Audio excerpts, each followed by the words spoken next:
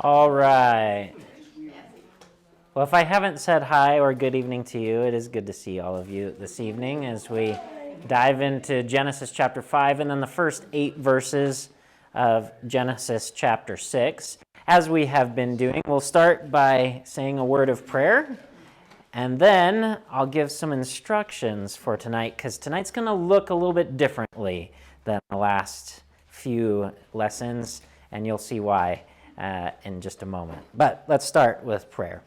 Heavenly Father, we are glad to once again be gathered together in your presence tonight. God, as we read from Genesis chapter 5, we ask that you would illuminate for us what it is that you want us to see in this text. Help us to see the beauty of genealogies, which sounds even strange to say, but God, tonight we hope that you make real for us that phrase, that there is beauty in them, and it can be meaningful for us today. And so, God, help us to read well what you want us to see together tonight. And we pray all this in Jesus' name. Amen. Amen. All right. So I mentioned last week as we finished up our conversation how excited I am for tonight. Because I know that for many of us, when we get to genealogies in the Bible, we either don't know what to do with them, or boring, moving on.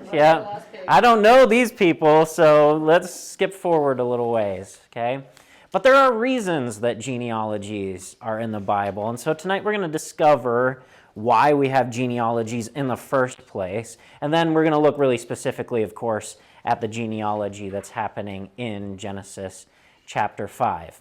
And I really think the best way to learn how to read genealogies is to actually let you do it.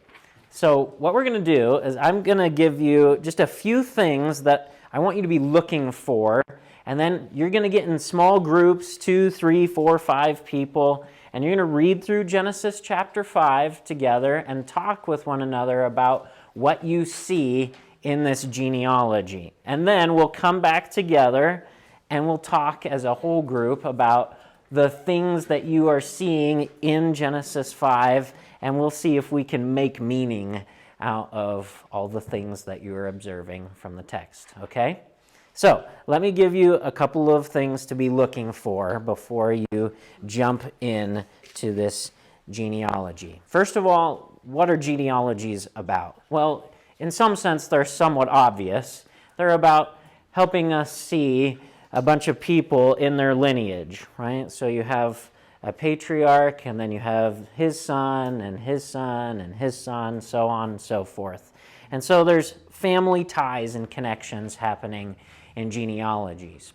But if you pay close attention to the Bible, genealogies are often split between narratives. Okay, so you have, and this is a great example here in Genesis chapter 5. Okay, so in Genesis chapter 4, we have the narrative of Cain and Abel, and then we have that short genealogy of Cain in Genesis 4, and then we have this little section right at the end of Genesis chapter 4 that introduces us to Seth. And then we get to this genealogy in 5, and lo and behold, it's about Adam, and then it's about Seth. And so this is tracing Adam and Seth's family line all the way to Noah. And then, wouldn't you know it, when we get to Genesis chapter 6, we're going to read about Noah and his family. Okay, so one of the things a genealogy is doing is connecting what's happening in one narrative to what's happening in the next narrative. Okay, and that happens all throughout the Bible. And not just one narrative, sometimes it can be lots of different narratives. So for example, when you get to Jesus' genealogies in Matthew and Luke, those genealogies are trying to connect Jesus not just to the immediately preceding narrative, but to the narrative of the entire Old Testament, right? So in Matthew, we got to get back to Abraham, and Luke, we go all the way back to Adam. So that's one thing to keep in mind in genealogies. Now, as we've already talked about with Hebrew texts, they care a lot about patterns. They care a lot about parallels. And so they repeat things a lot.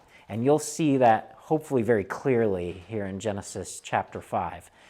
look for those patterns and make note of those patterns. Why are those patterns there are questions that we ought to be asking of the text, and sometimes we can actually discern the answer to the why question from the text itself if we pay close attention to the patterns. Now, as much as patterns are important, it's also then important to see what's out of place. So they'll intentionally use these patterns within a genealogy, and then you'll find something that doesn't quite fit within the pattern. That's like a big flashing red light, like pay attention, right here, okay? That's going to happen in Genesis 5 as well. So pay attention to patterns, and then pay attention to how the patterns break. Those are big, big things to see in genealogies, okay? And then finally, numbers, okay? And again, we've alluded to this a little bit, but genealogies make these really clear. Numbers mean more than just what the number is. Numbers are trying to point to things other than themselves. And there are patterns within the numbers as well. So pay attention to what numbers you see, and pay attention to see if there are any patterns developing in the numbers that you see, okay? So, those are your hints. Now get into some smaller groups, and we're going to take probably 15 minutes or so, maybe more. I'll try and, see how everything is going. And if we need more time, I'll give you more time. But get together in some smaller groups of people, 2, 3, 4, 5 folks. Read through Genesis 5. And then start talking together about the patterns that you see, and then ways that the patterns are being broken. Okay? Ready, set, go.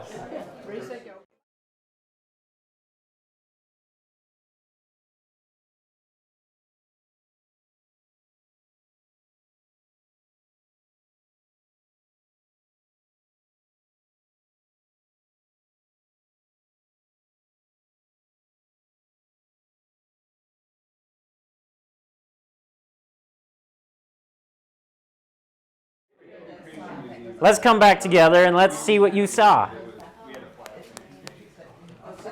And see what kind of patterns develop.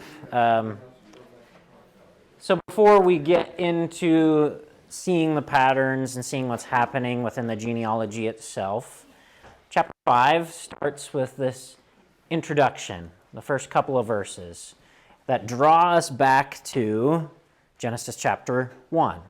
It says, "This is the written account of Adam's family line. When God created mankind, he made them in the likeness of God. He created them male and female and blessed them, and he named them mankind when they were created." So that should ring a bell in our minds because it's really similar to how Genesis 1, 26 through 28 talks about. Possibly, yes. Okay. Where'd you find that? In my mind. Makes sense. Yes. That is very, very possible. Yes. That is true. Okay. John. A little thing here, you hit on it, and mankind, it says Hebrew Adam. Yes, Adam. Mm-hmm. Yep, that is correct. Yeah, so we've got the same, we've been talking about this for a while. So John asked about, in Hebrew it is Adam. So the word Adam in Hebrew can mean the name Adam, can mean humankind in general, or it can just mean the man, a singular for a male person. Yeah, so that is happening still within the background. Here, though, the context makes it clear that there are certain points where it is the proper name Adam. So in the first line of the first verse, this is the written account of Adam's family line. Okay, so we know that's Adam. And then later, when we see male and female, bless them, he named them mankind or humankind or humans, that's Adam as well, but that's in the plural, so we know it's referring to all of humanity. Okay, so that's the little introduction to our genealogy, and then we get into the genealogy itself, starting with Adam. Okay, when Adam had lived 130 years, he had a son in his own likeness, in his own image, and he named him Seth.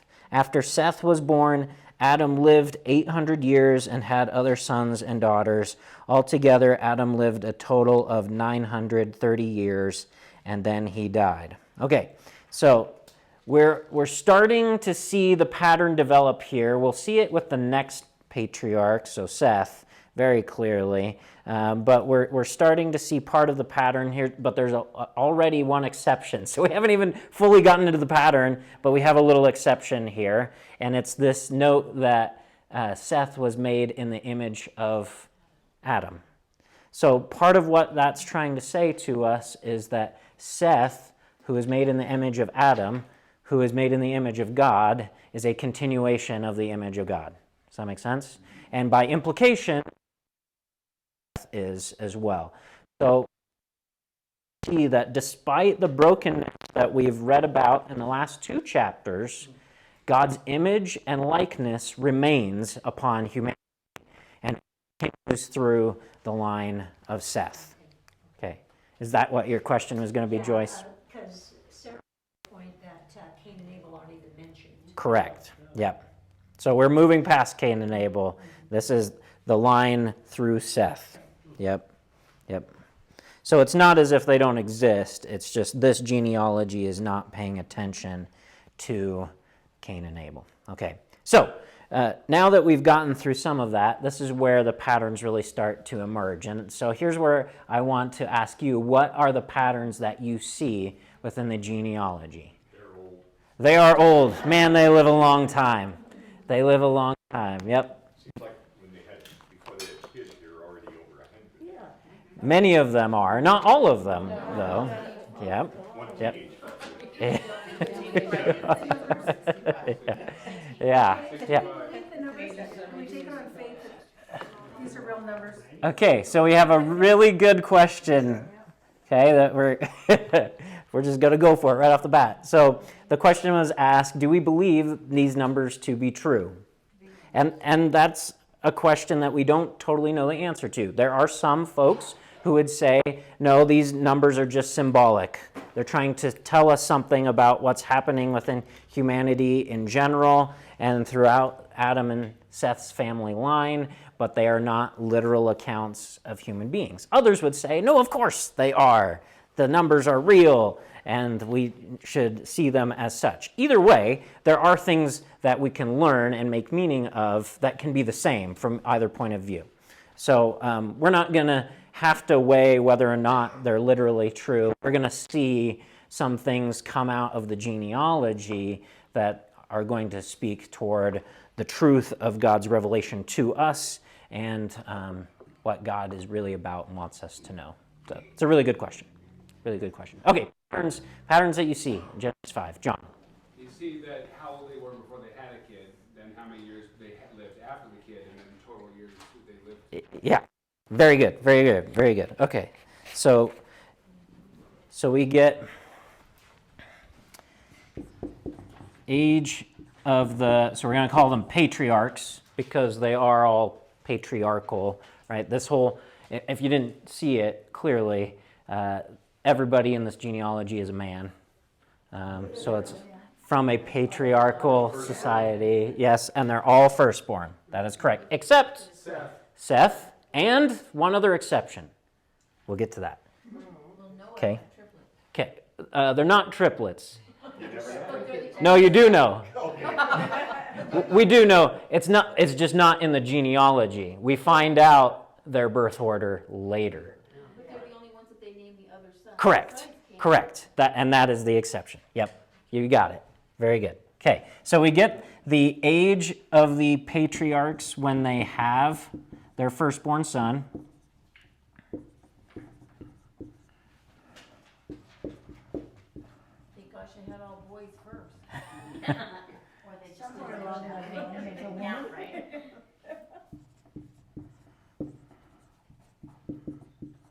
Okay. John, remind me what else you said. So, and then the age they lived after having the kid, Yep. Age and total age. after, yep.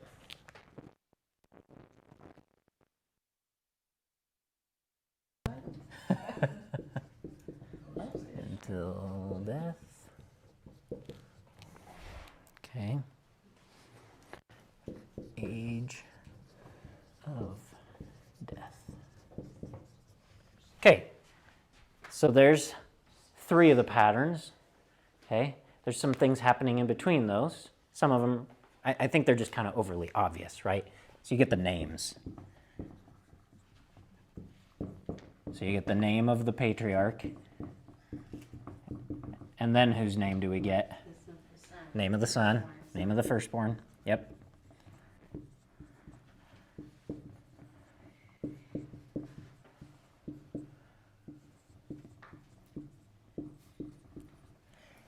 And then we find out that they have other sons and daughters, but they don't get named. Or numbers. Right. Yep.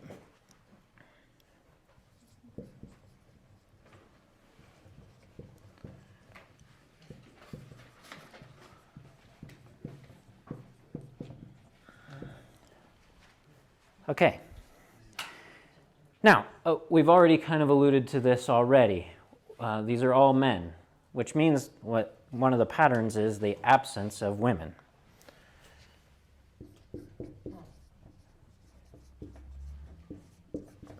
Which is not all that atypical from ancient genealogies. You see this throughout the Bible a lot of times. It's just the men that are named. What makes the Bible really unique and radical, though, is that there are genealogies that have women in them. And most ancient genealogies would not have any women at all. And of course, the most notable one is Jesus' genealogy, mentioning 7 women. And then it was just mentioned absence of the children's names other than the firstborn. Except Noah, that's right.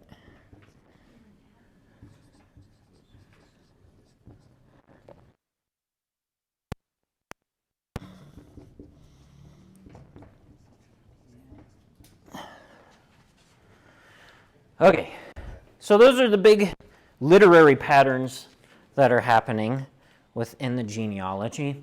But then we have some numerical ones happening as well. And let's walk through them patriarch by patriarch. Okay, so let's start with Adam. The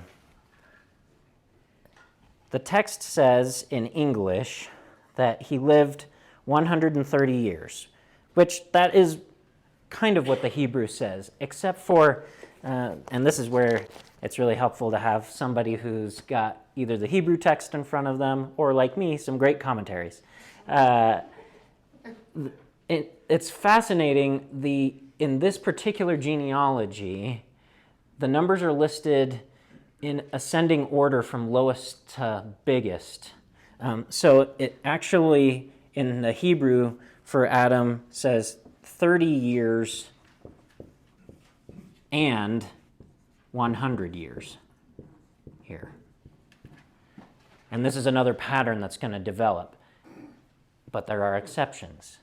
And we'll see that as we go along. So he has Seth at 30 and 100 years. And then he has 800 more years. And we've learned about more sons and daughters, but we don't know their names. Until he lives, and this is one of the exceptions, again, right from the beginning. This is where it mentions that he lives 900 years and 30 years. But pretty much all the other ones start from the lower number and then work their way to the big one, okay? So, Adam, by the way, we already know that means human, man, or mankind, okay? Seth, we learned what his name meant last week. Anybody remember? So Hebrew, the name is Set. Interestingly enough, actually, Set is an appropriate English translation for what it means. It does mean set or foundation. In other words, that something is founded. It's put in its place correctly. You're building something off of this. Yep. So Seth means foundation. Okay, so here we see the pattern with Seth and his age. So it's 5 years and 100.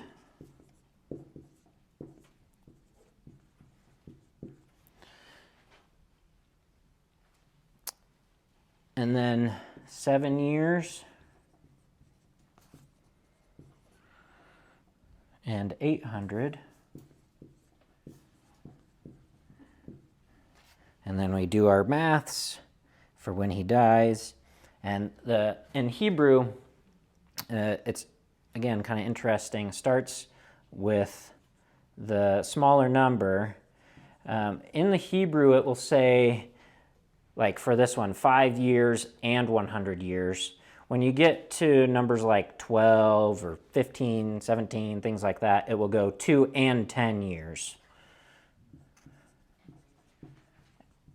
And 900 years.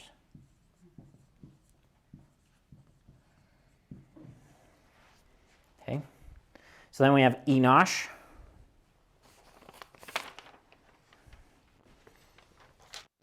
Anybody remember what his name means? Yes, it's another name for human. So we have our grandpa human and grandson human, but it's spelled differently. It's kind of funny. At these ages, they couldn't even pick babies up. That could be challenging, for sure. Okay. So, Enosh, his first son, born at 90 years.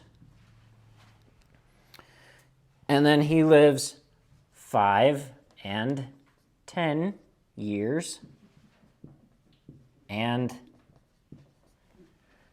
800 years to the ripe old age of 5 years and 900.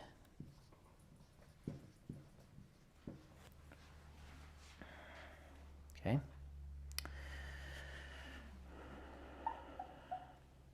Then Enosh has a son named Canaan. His name is actually related to the name Cain. And also, remember Cain, his name was like related to metalworking, smithing. So Canaan, his name is also related to that. So some will translate his name as something like spear.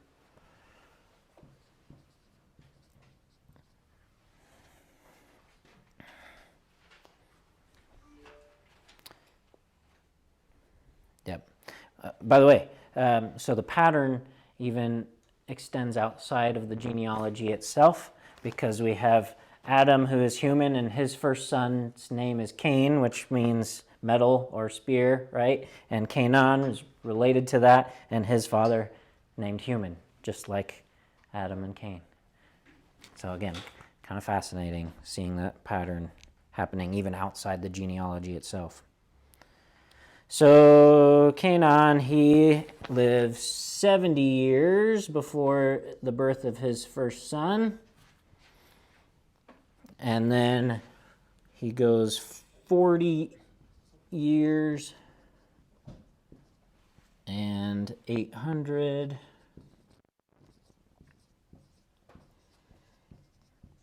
With other children until he lives to the age of 10 years and 900.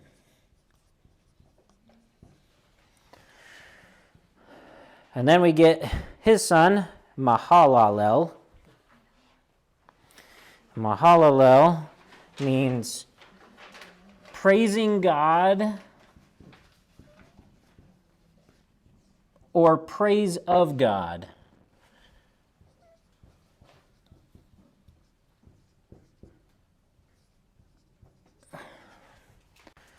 praising God or praise of God.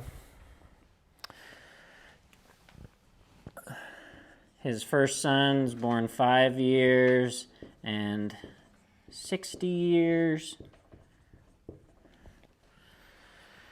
And then he lives 30 years and 800 years more, for a grand total of 590 years and 800.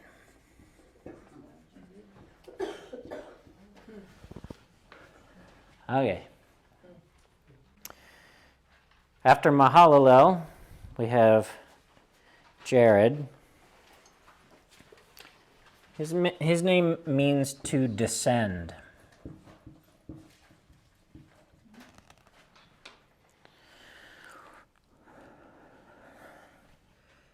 He has his first son when he's pretty old, 2 and 60 years and 100 years.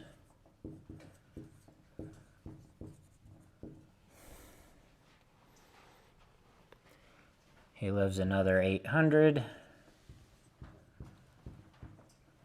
bringing his grand total to 2 and 60 years and 900 years. Okay, so we've seen this pattern for a few generations now, where we get some years until they have their firstborn, and then some more years where they have other children until they die. And then along comes Enoch.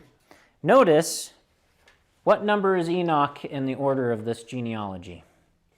He's 7th. Bling, bling, bling, bling. When you see sevens, that's a big deal. Okay? And sure enough, we get to the 7th and we should be expecting something different, and that is exactly what we get in Enoch.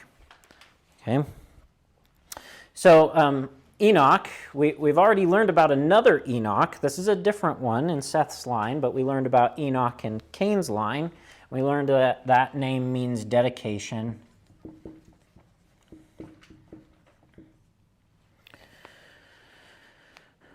Enoch, he goes 5 and 60 years before having Methuselah. And then the text breaks its pattern and tells us that Enoch walked faithfully with God. And when you read, the first thing that should come to your mind is God walking through the garden, Genesis chapter 3. And we talked about how we're pretty sure that that imagery was something that the text wants us to see as a regular habit that Adam and Eve and God were in, that they walked through the garden together. It's a way of talking about the closeness of their relationship, that they were dedicated to one another, that they loved being with one another. And so this genealogy is playing off of that image. Enoch walked with God. They enjoyed one another. The sense is that he was dedicated to God and to God continually. He did not break in his habitual and constant relationship with God. And so, after we read that, we find out that he only lives 300 more years. So this is where we should start to see some interesting changes in the number of years. Okay? So he lives a total of 5 and 60 years and 300 years, or as English rightly says, 365 years. But the text doesn't actually say that he died. Another break in the pattern, because all the other ones say, and he died at blank, right? I heard Kayla actually mention this correctly. It doesn't say that he died. In Hebrew, it's fascinating. He just doesn't exist anymore. That's the sense from the Hebrew. He just, bloop, he's gone. And that's right, God took him. So the idea is that he did not pass through death. He just went to heaven to be with God. Is there a Hebrew word for God took him? Yes. Lakah is the Hebrew word for took, and it means took. Or receive, yeah. So the idea is God, in some sort of active way, took him from the life he was living on this planet, and then he was no longer existing on the planet. He was with God. Any place else out in Scripture? Yes. Yep. So New Testament, later Old Testament and then New Testament, they look back at Enoch as a model of faith. And then there are some very fascinating texts outside of the Bible about Enoch. There's Enoch 1, Enoch 2, and Enoch 3. Are all these very fascinating texts about how Enoch, when he gets taken up into heaven, he sees these 7 levels of heaven. So if you've ever heard of the term seventh heaven or different layers of heaven, that comes from Enoch. Well, are those intentionally left out of Scripture, or are those new? Yeah, so they get written later. They get written probably in what we now call the intertestamental period. It could have been written late in the Old Testament period. So we know somebody was like inspired by the story of Enoch and tried to elaborate on what happens to Enoch and all that sort of stuff. So that's why we know that it's not why we know. That's why it's not in the Bible, because we know that it comes from a much, much later writing. And it's an attempt, it seems, to try and flesh out more of the Enoch story. But we are very aware that the New Testament writers were aware of the book of Enoch. The book of Jude actually quotes Enoch. That's right. Yes. And so it seems like the New Testament writers were, at the very least, inspired by the Enoch story, not so much as they thought that it should be part of the Bible, but more like how we would talk about how like C.S. Lewis is inspiring to us. Obviously, C.S. Lewis is not going to be in the Bible, and that's fine, but C.S. Lewis is still good for us to Who read. decided what should be? Oh my goodness, that's a great question. Joyce asked who decided what should be in the Bible, and that is a conversation for another day. The short answer is that it happened in a couple of different waves. The Old Testament gets put together by a group of scholars, and in its final form that we know of now, not too long before Jesus is born. And then the New Testament, some books kind of come into what we call a canon. I'm going to write it up here. Canon with one and in the middle just means list. It's like an authoritative list of something. So the canon of the New Testament develops over the first few hundred years. But I want to say, I can't remember, there's a council, an ecumenical council that finalizes it, but I can't remember which one. I want to say it's around the year 400 AD that the New Testament canon is finalized. Yeah, that's the... Doesn't it begin with an N? What, Then cancel. So, Before it nice... comes to Nuremberg. No, it's not Nuremberg. Council of Nicaea in 325, that finalizes the divinity of Jesus. So, by the way, this is an aside. It took them almost 300 years to decide that Jesus is both fully human and fully divine, because that idea is just so mind-numbing, and they have such a hard time with that, particularly from a Jewish perspective, because they only believe in one God. So how can Jesus be fully human and fully God? So they wrestle with that for a long time. But I believe it's after that Council of Nicaea in 325 that they finalize. There is another Council of Nicaea, so it could have been the second one, but I can't remember. I'll try and look it up for next week because it's a good question. But That's your homework. okay. But I do also want to make this really clear. I believe that God was very much a part of the whole process of inspiring the writers to write what they wrote, and also inspiring the people who made these lists of books to pick the right books to be part of our canon of Scripture, our 66 books. Yeah. So it's like what we're seeing in Genesis, this very active participatory relationship between God and humanity in the choosing of the books of the Bible. Okay, so Enoch breaks our pattern here. He's the seventh one, and we find out that he walks closely with God and is just taken up into heaven. 365 years, that should ring a bell because that's how long a year is. The idea is that he's lived a full-length life, even though it's only 365 years, which is much less But than... isn't the Hebrew calendar only 360? So they dabble in both a lunar and a solar calendar.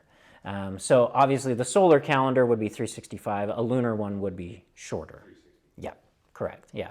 So all the seasons that you read about in Leviticus, that's based on a lunar calendar. Really great question, John. Yeah. Okay, Methuselah. So we get kind of back to the pattern here. Methuselah's name, there's actually a couple of fascinating connotations to this. Is man of the spear or man of the dart?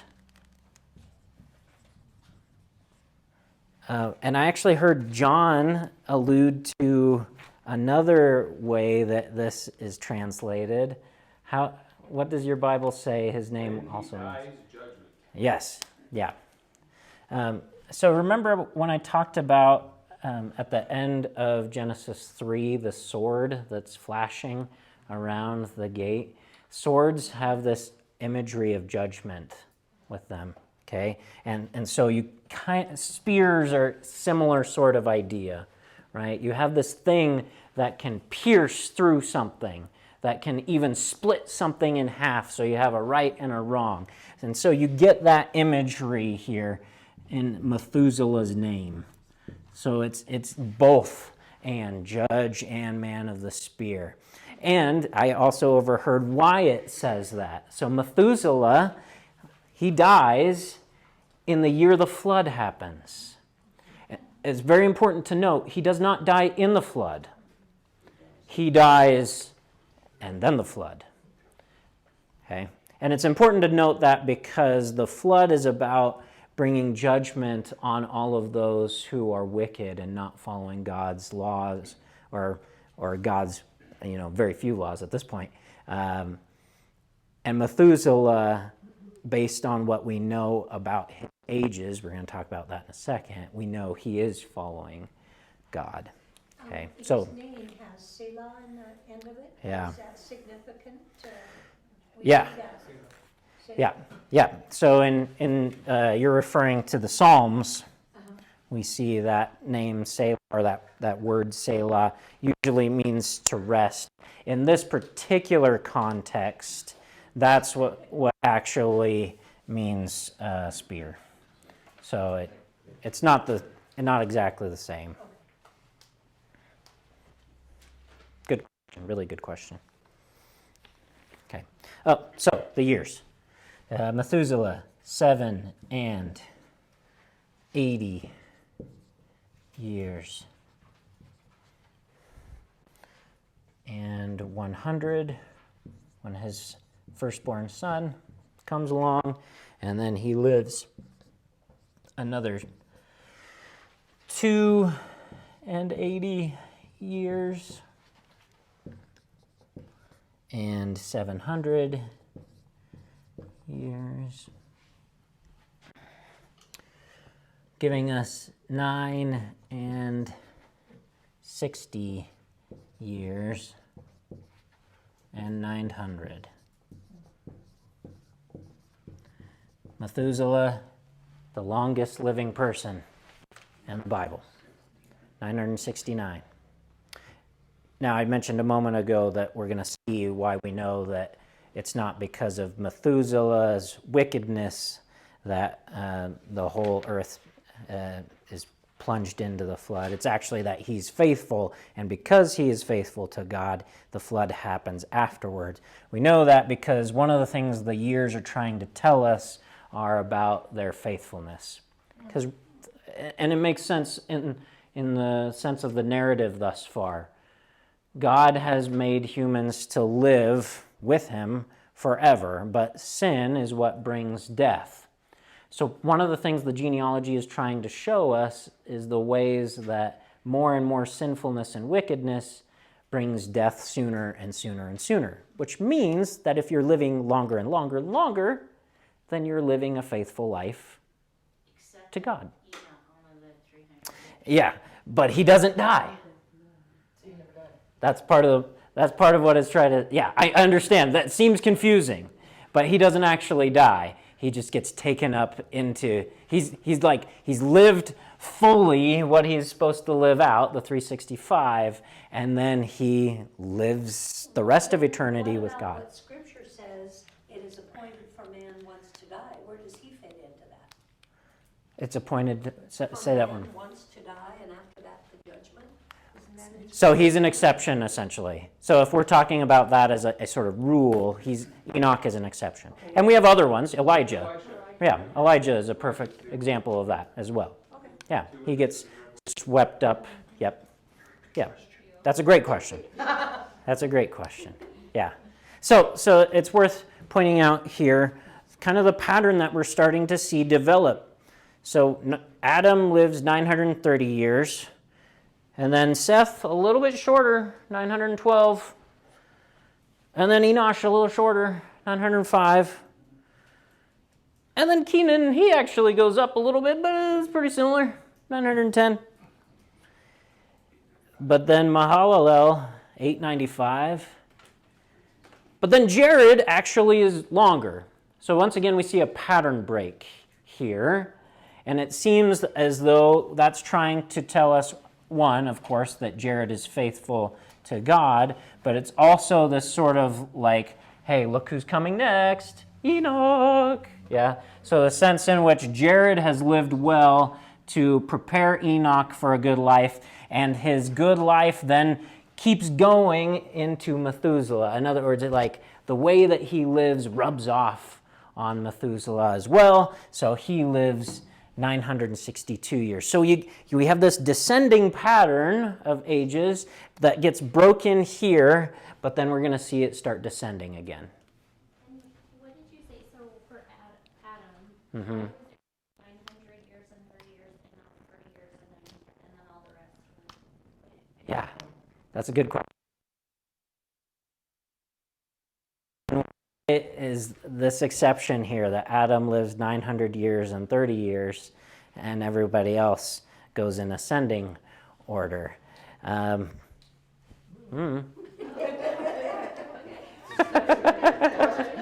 Probably, yeah. It's probably to highlight him as the first in the order. One of the common things in Hebrew parallels, this plays out in this genealogy really well, is what happens at the beginning and what happens at the end kind of have some exceptions to what happens in the middle. So that's one of the ways the writer writes in an exception. I have a question. Yes. How do the 40-year generation, a typical generation is 40 years? Yeah, where does that come Doesn't from? this Yeah. Yeah, but that comes along later. Okay. Yeah. So that doesn't play out so much at this point, but when you get later in the biblical text, particularly when people are living shorter lifespans, or at least their lifespans are given as shorter time frames, then it makes more sense within that. But it's also to point out, again, number 40 is another big number within the Bible. So it's the sense of that's like a complete age or a complete length of time until the next thing, right? And obviously 40 does that more than just ages, right? So especially we get to the New Testament, we see Jesus out in the desert for 40 days, right? And then go back, Israel wandering through the wilderness for 40 years. Yeah. 40 is just another big number in the Bible. Okay. All right, let's move on to these last couple people. So Lamech, I mentioned last week when we talked about the other Lamech. So once again, we have a name that's repeated, but it is a different person than in Cain's line. But Lamech, we're really just not sure what his name means. But we think maybe it's related to music in some way. Yeah, that's supposed to be an N. Meaning. Okay. So once again, we get this pattern break in Lamech where he formally names Noah in a way that's a little bit different than the rest of them. So this is verse 29. Actually, we'll back up. Verse 28. When Lamech had lived 182 years, he had a son. He named him Noah and said, "He will comfort us in the labor and painful toil of our hands caused by the ground the Lord has cursed." So Noah, we'll just skip ahead for a second. His name means rest.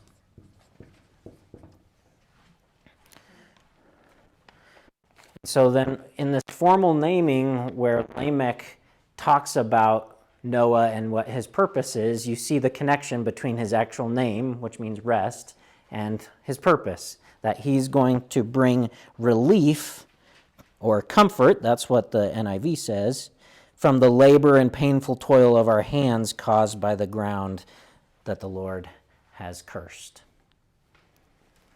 John. That's due to Cain and Abel, that the ground was cursed? Yes. Yep. So John asked that it was due to Cain and Abel that the land was cursed, and that is absolutely correct. So here's our numbers for Lamech. He lives 280 and 280 and years and 100 years.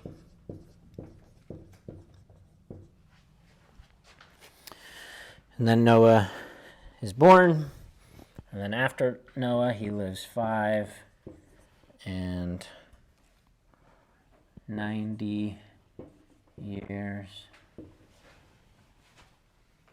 and 500.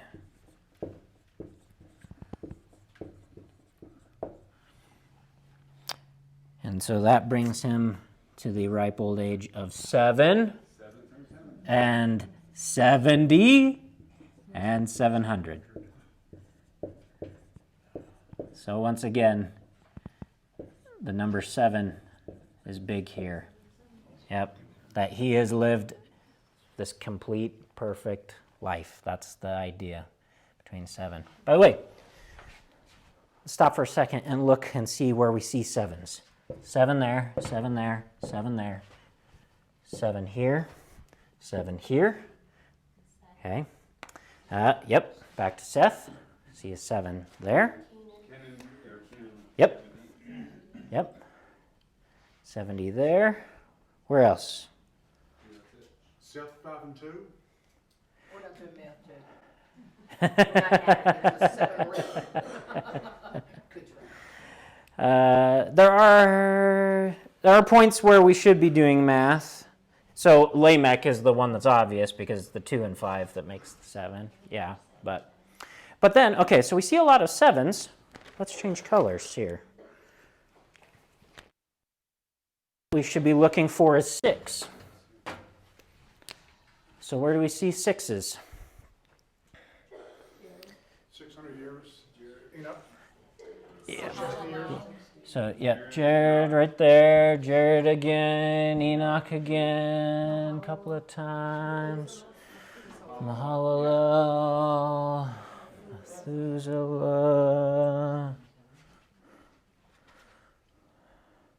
Am I missing any? Ages, Notice as we go along, we're seeing more sixes. So this, and 6 tends to be this number of, so human, man, right? Because on the 6th day. Now, sometimes that has a really negative connotation. And that is part of what we're supposed to be seeing here. You get more 6s the further along you go. In other words, more and more wickedness, more and more destruction. Despite the fact that we see them within people who we know are faithful. Again, that's part of what the genealogy is trying to point out, not just within one individual person, but within a length of time. This pattern of wickedness and destruction is coming along. 7 times. Unless I missed it, but I really think I think you could be right.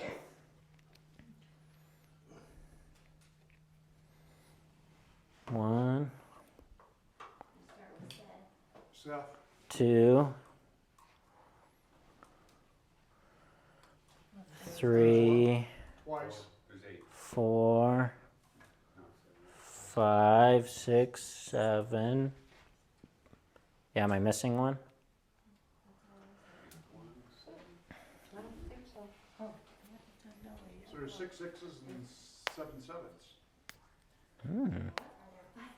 Well, we haven't gotten to Noah yet. All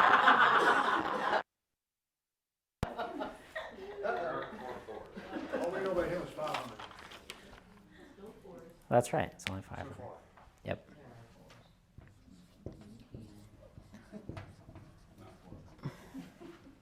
Yeah. So I mentioned there are exceptions at the beginning, at the end. So Noah, the pattern kind of abruptly stops. We only get 500 years, and then we get 3 names, not just 1. And at this point, we don't actually know who the firstborn is, but the narrative's going to tell us.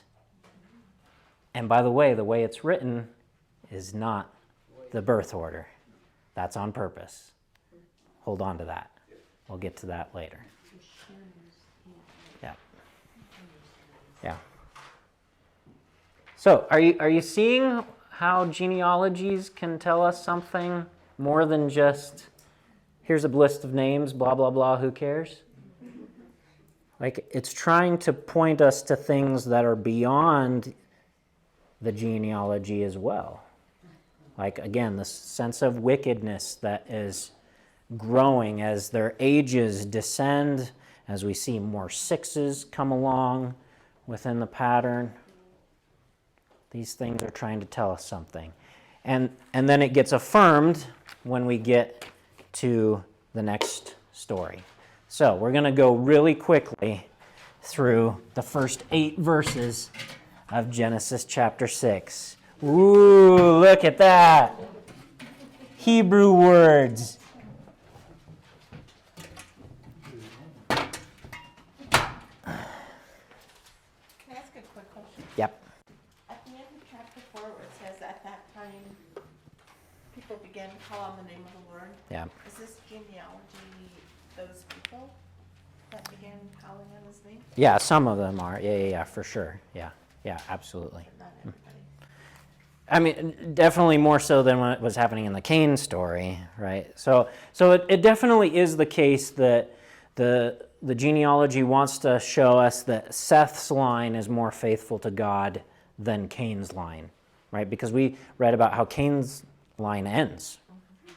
But Seth's line is going to keep going and going and going and going and going and going, on and on and on. So definitely more faithfulness. But as you saw in the pattern, there is an increase in wickedness occurring, and this next story is going to highlight that.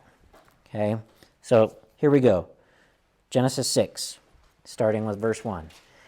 When human beings began to increase in number on the, it's actually Adamah, so it should be translated as ground. Come on, NIV. increase in number on the ground, and daughters were born to them. The sons of God saw that the daughters of humans were beautiful. Actually, the word there is related to the word tob or tov, so good. So it's not just physical beauty, like they're good in all sorts of ways, in every way. The daughters of humans were beautiful, and they married any of them that they chose. Then the Lord said, "My spirit will not contend with humans forever, for they are mortal. Their days will be 120 years." That's a lot shorter than what we've been seeing. That's kind of crazy. So, a couple of things to highlight from these first three verses. So we've talked about Adamah before. It means ground. By the way, we see Adam in Adamah because Adam is formed from the ground. Adamah, Adam. So, when we see ground in this particular context, we should be thinking of the curse that happened to the ground, the end of Genesis 3 and 4.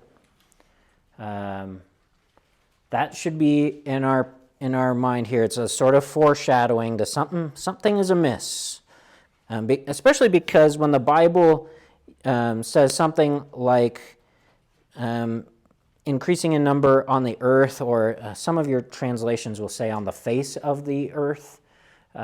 When you see face of the earth, usually that phrase is referring to something good that is happening. When you see face of the ground, that's like ground. That's not right. That's odd. Okay.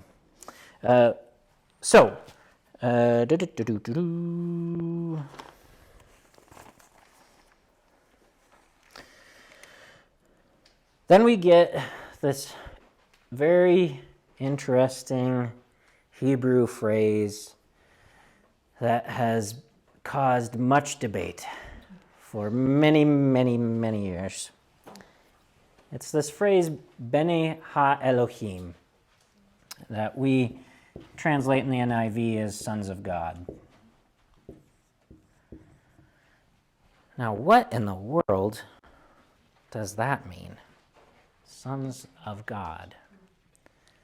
We could spend a long, long time talking about that, but for the sake of our conversation, I'm going to give you three potential viewpoints of who the sons of God could be.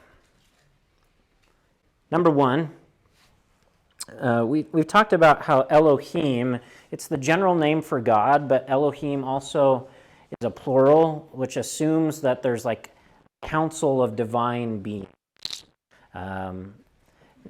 Later in the Bible, they get talked about more in terms of angels, but at this point, we don't have a lot of language for that. And in scholarship now, there's real wrestling with how much are they angels, in the sense that angels are actually, the name means messenger, or do they have other roles other than just being messengers? Some fascinating debates about that right now even. But the general idea is it could be some sort of spiritual being or beings, angels or other divine beings, who the or what we're supposed to infer is that they're rebelling from God and what God desires, and they are intermingling with humans. So that's one possibility of what the sons of God could be, that they're these spiritual beings that are marrying human women. Yes, intermingle. Okay, so that's one possibility. Number two, in the ancient world, kings were often referred to as sons of God. In a lot of cultures, that was mythologies were written about how the kings were from the lineage of some god or set of demigods. Even as late as the Roman Empire, Caesars were talked about as sons of gods. So it's possible that this could be referring to royalty of this time period. So these kings we're taking, the implication is more than one wife, because in Hebrew it doesn't just say that they had a woman of their choosing. They chose many or any women they wanted. You're supposed to infer that they could have more than one. And we already know that God has designed male and female to be together, united as one, which means one man, one woman in a marital relationship. So the idea is that they are practicing polygamy. The third view, and I'm not crazy about this view, really lean into this, but I thought I'd share it with you and you can decide for yourself. The third view is what's called the Sethite view. The Sethite view is that the sons of God are referring to Seth's line. So the genealogy we just saw, all men would be sons of God. And the daughters of man or of a human would be from Cain's line. And the idea is that they were not supposed to be intermarrying with one another. Now, here's why I don't like it. The text doesn't ever say that, first of all, that they shouldn't be intermarrying. So that's the really obvious reason I'm not crazy about that particular view. And there's some other reasons within the way the text is written itself that suggest it's probably one of the first two views more likely than that third one. In part because there's the Seth line, as we just talked about a little bit ago, they're supposed to be kind of held up as righteous. Again, not perfectly righteous, but a bit more righteous. And this text is highlighting how wicked things are in this day and age, right? As we get to verse 3, the Lord said, "My spirit will not contend with humans forever, for they are mortal. Their days will be 120 years." It seems to me that something that is more likely to be seen as wicked in God's eyes are either the second view that there's too much polygamy happening, or the first view that these spiritual beings who are not supposed to be procreating with humans are, and that the humans are okay with this and maybe even want this. I think that seems to be more likely. So that then leads us into that phrase from God, "My spirit will not contend with humans forever." And for they are mortal, their days will be 120 years. The Hebrew there is a little bit tricky to translate. So here's a couple of other possible translations that I think may help make the text come alive for us. So one possibility is "my breath." So the word is ruach. We've talked about that before. It can mean breath or spirit or wind. So "my breath will not remain in the human forever, inasmuch as he also is flesh." That's one possible reading. The NASB provides what I think is also a really good possible reading. It uses "my spirit" as well, but "it shall not strive" could also be the word "abide" with humans forever, because he also is flesh. So the idea is, no matter which way that we translate it, that human lives are going to be shortened because of the wickedness that was just highlighted in the first couple of verses, and God's life-giving breath or life-giving spirit is not going to remain or abide or strive with humans for such a long period of time. And so now it will be shortened to, at max, 120 years. Now, it's kind of funny it says that, because how long does Noah live? A lot longer than 120 years. And there are a couple more even after Noah that live longer than that. But you do start to see a dramatic decrease in people's lifespans after that. Okay? All right. So we have that one weird, funky part just to lead us to another one. Verse 4. "The Nephilim were on the earth in those days, and also afterward, when the sons of God went to the daughters of humans and had children by them. They were the heroes of old, men of renown. For the first time in the Bible, Nephilim, which means fallen ones, or ones who make people fall. So the short way of putting this is fellers.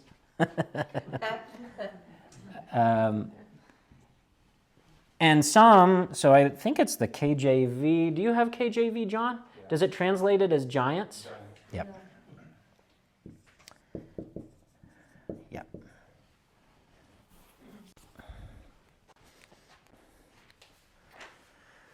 Yeah. So, Nephilim, fallen ones, or people who make others fall, giants. The sort of obvious question is, are the Nephilim connected to the sons of God, or are they separate? Because the way the Hebrew is written makes that a bit ambiguous. We're not sure if it's saying the Nephilim were around when the sons of God were procreating with the daughters of humans, or could it be saying that the Nephilim are the result of that procreation? So a couple of different views here.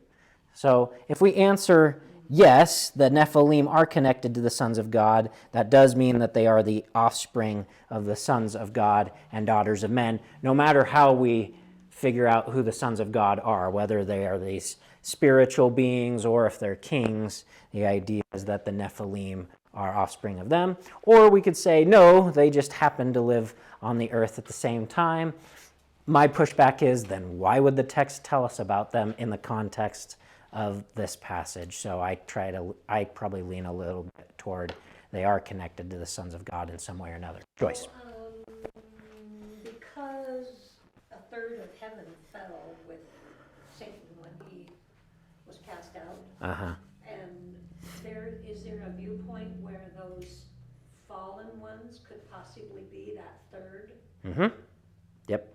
So, yeah, that comes along. I want to say that's Revelation where that idea comes from.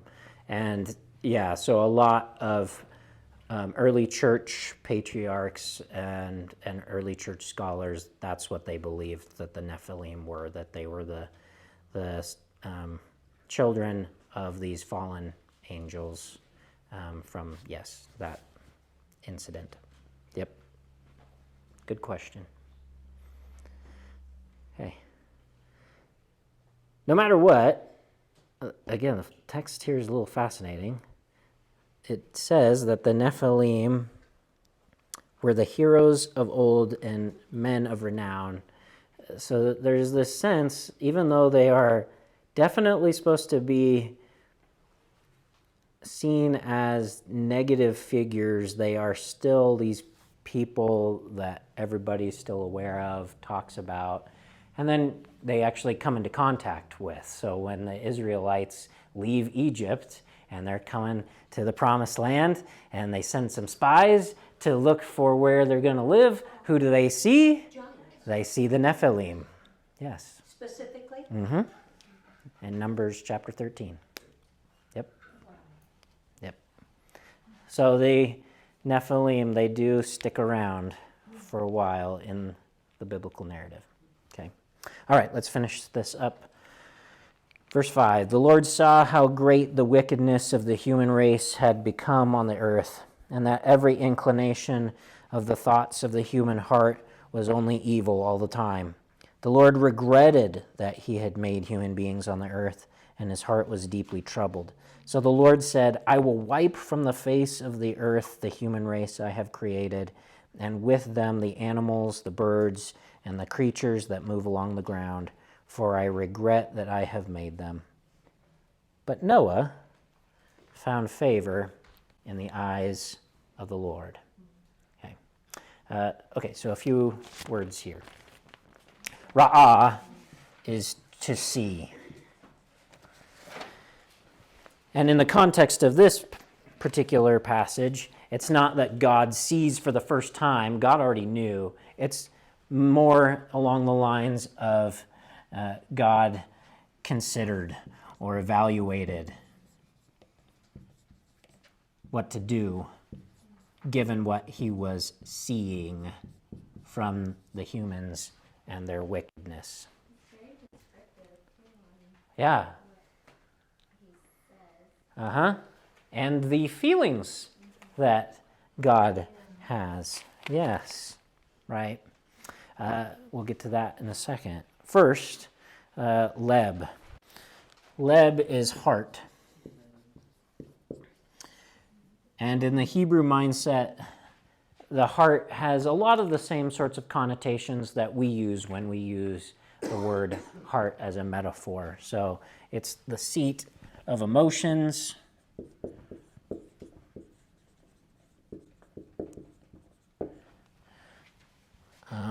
But also for them, that thoughts come from the heart, and plans come from the heart, our desires, and ultimately will. What we choose to do is rooted in what is coming from or rooted within our heart, our leb. Okay. Then the text says something very fascinating, that God regretted. And that's very strong language there in the Hebrew, that God changes God's own mind about whether or not it was wise to have made human beings. And then he's deeply troubled, the NIV says. Literally, he's anxious and onerous. There's painful toiling. In fact, the Hebrew word there is the same root as the word toil from earlier when the ground is cursed and the humans have to work the ground even harder for even less. So he is, deeply troubled, probably still isn't strong enough. Like, he is absolutely heartbroken over their sin. Just the emotions are overwhelming almost. And so he decides he's going to emha humans and all of, well, not all of, a lot of creation. Emha is to destroy.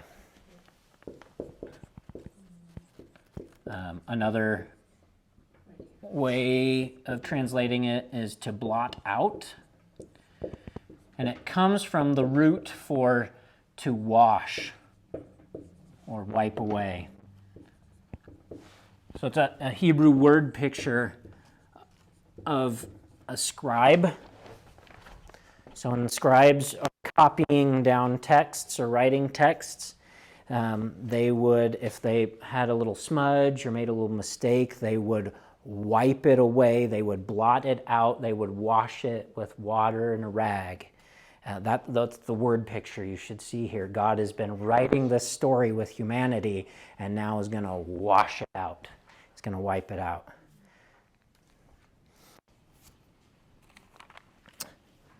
I keep having bones to pick with the NIV. I need to, next time, I'll make sure that I highlight some things the NIV does well. In verse 7, the NIV gets the order of who's being wiped out incorrectly. So it says, I will wipe from the face of the earth the human race, and then it says animals, and then birds, and then creatures that move along the ground. What it should have done was humans, and then animals/livestock is the word there, and then the creatures that move along the ground, and then the birds. You say, okay, why does that matter? It's reverse order of creation from Genesis chapter 1. Okay, so in Genesis 1, you get the birds and the fish, and then you get the ones on the ground, and then you get the livestock, and then you get the humans. And this is reverse order of that. So he's going to emcha them, uncreate them. That's where the NLT has it. Good job, NLT. And that's impressive, actually, for NLT, because it's more of an idea-based translation rather than a literal word-for-word one. But they decided to go word-for-word there. So good job, NLT, on that. Good job. Good job. Okay. So God is going to do this destroying of everything. And then all of a sudden, this quick little phrase right at the end. This is verse 8. Noah found chen with God. And it can be translated as either grace or favor.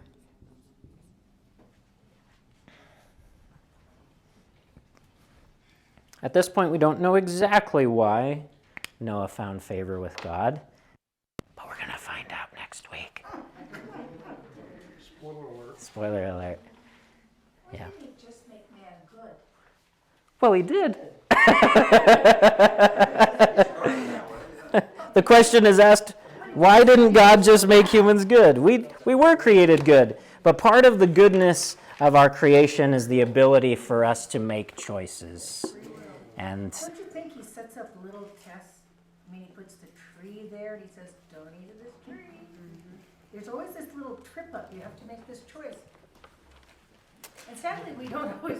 yeah, that's one way of looking at it. Another way could be that we aren't truly free unless we have choices to make. So it's not so much a test to see if we trip up. It's more of a sense of, do we really love God? Are we really going to be faithful to God? If the only choice is to be faithful to God, then are we really doing it out of our own desire? Yeah. That's how I would think about it. So, yeah. All right. We went through a lot. Quick question. Yes. Who do you personally think, or what do you think B'nai Ha-Elohim was? I can go with either of the first two options.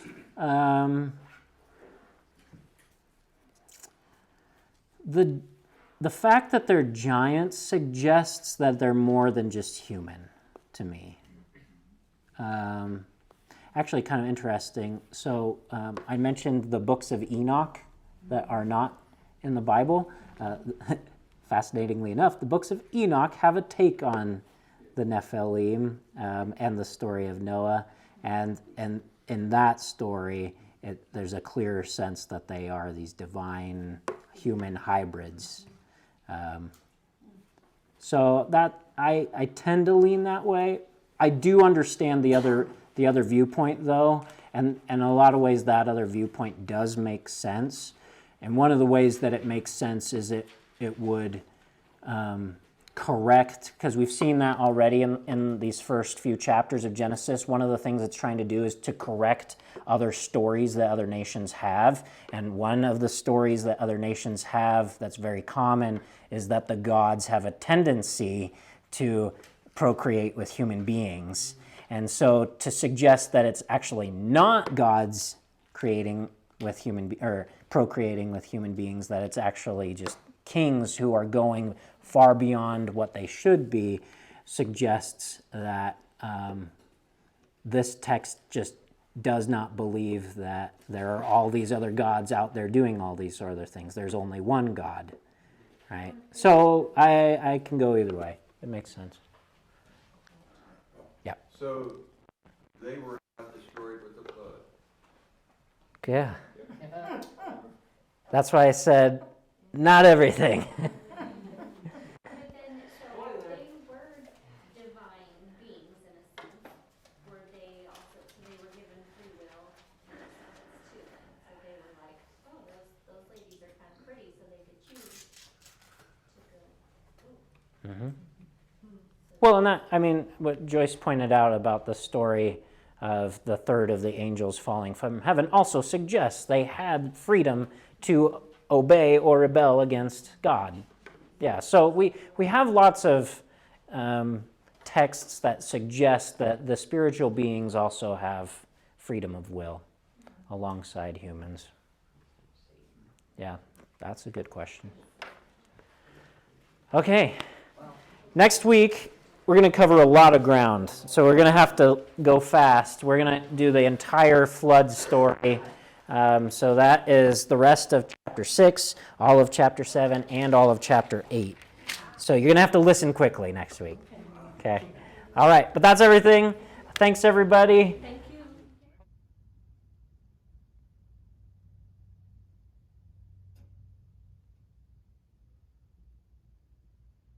Not that it was very much. Just a few words. But still, like, on the other one, I was like,